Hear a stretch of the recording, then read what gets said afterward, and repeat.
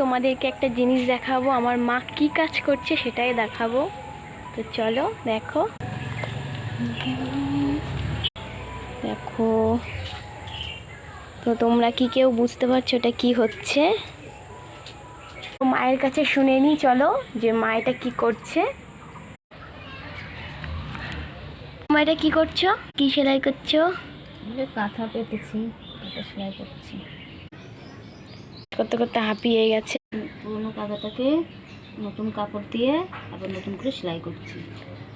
একটা পুরনো কাঁথা ছিল আমাদের, সেটাকেই মানে ছিঁড়ে গেছিলো হয়তো, তাই সেটাই হচ্ছে নতুন কাপড় দিয়ে ঢাকা হচ্ছে। দুজনা লাগে এই কাঁথাটা মানে ঠিকঠাক করতে পারতে।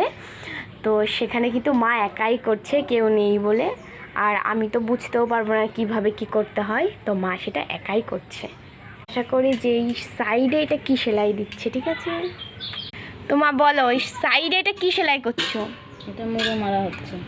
মুড়ো মারা? মুড়ো মারছে। সেলাই আরে হচ্ছে সেলাই করছে।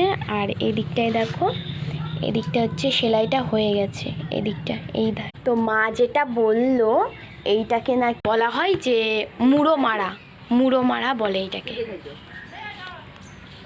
এই পুরো কাঁথাটা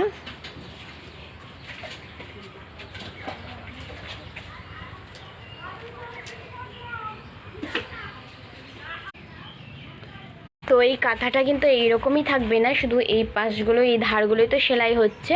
তারপরে এইটা আবার কেউ হাতেও সেলাই করে, কিন্তু হাতে সেলাই করলে তো অনেক দিন টাইম লাগবে, তো আমরা মেশিনেই সেলাই করব। আমাদের সেলাই মেশিন আছে, তো সেলাই মেশিনেই সেলাই করে দেবো।